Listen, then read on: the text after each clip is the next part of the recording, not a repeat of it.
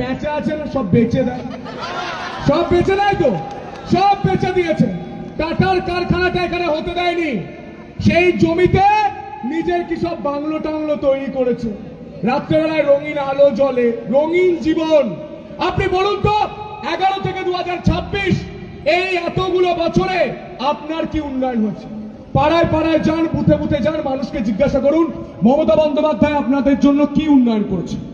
বলে না উন্নয়ন হবে, যদি উন্নয়ন হতো তাহলে উন্নয়নের ভোটটা লড়তো, এই একের পর এক জায়গায় অশান্তি করতে হতো না।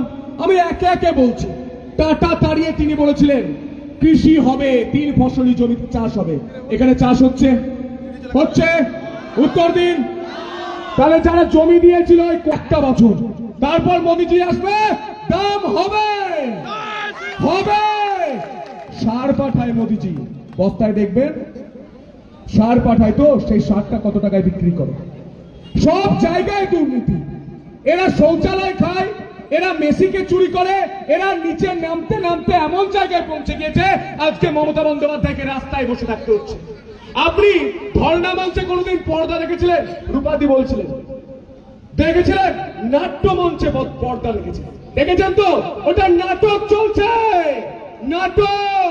কৃষকদের মেরে, তরুণ প্রজন্মকে মেরে, আর মহিলাদের কথা আপনারা প্রত্যেকেই জানেন।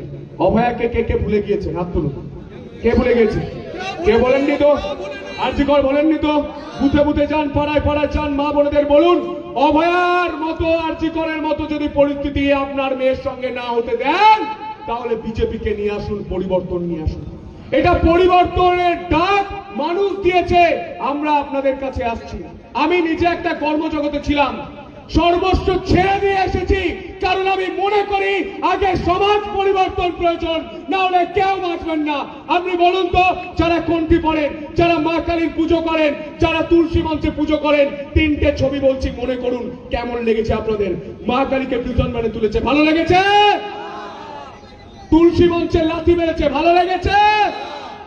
মালদায় হিন্দুদের এক কাপড়ে বাড়ি ছেড়ে ভিন জেলায় যেতে হয়েছে, ভালো লেগেছে? তখন মমতা বন্দ্যোপাধ্যায় ধর্ণা দিয়েছে নাকি? দিয়েছে?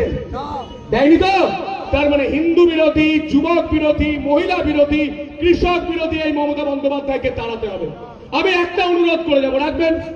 সবাই হাত তুলে বলুন, রাখবেন? রাখবেন?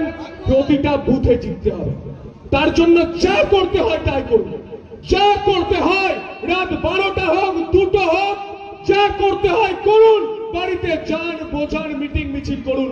আর নিজেদের মনের মধ্যে কোনো দুঃখ থাকলে, যে বন্ধুগুলো পাশে পাশে আছে পার্টি কর্মী, তাদের মধ্যে কোনো দুঃখ থাকলে এই দুঃখ ভুলে যান, কারণ পরিবর্তন না করলে আপনাকে বাড়ি ছাড়া হতে হবে। সেই বাড়ি ছাড়ার যন্ত্রণা আমরা জানি। আমরা হাসপাতালের লাইন দিয়ে বিজেপি কর্মীদের ভর্তি করিয়েছিলাম, তারা সাধারণ মানুষ ছিল, সাংবাদিক হিসাবে আমাকে ফোন করতো, দাদা বেড পাচ্ছি না। আমি বেডের জন্য বলেছি আজ পরিবর্তন করতেই হবে। আপনার পেটের ভাত, মাথার ছাদ, হাতে কাজ, মহিলাদের সুরক্ষার জন্য পরিবর্তন চাই। আপনি বলুন, পরিবর্তন না হলে কার সম্পত্তি বাড়বে?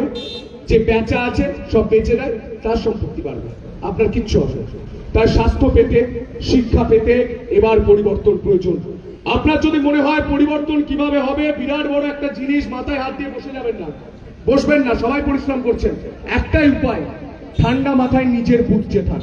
নিজের বুথে, প্রতিটা বুথে যদি সম্ভব হয় 5 থেকে 10,000 লিড দিন।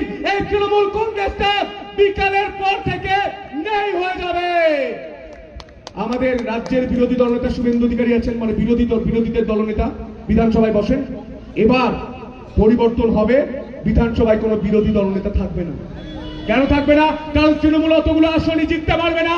তাই পরিবর্তন হচ্ছে, পরিবর্তন হবে। আর চিৎকার করে বলুন, তারকনাথের চরণে সেবা লাগে, জয় বাবা। নমস্কার, অনেক অনেক প্রণাম, ভালো থাকবেন। মঞ্চ উপবিষ্ট সমস্ত ভক্তমণ্ডলীকে আমার নতমস্তকে প্রণাম।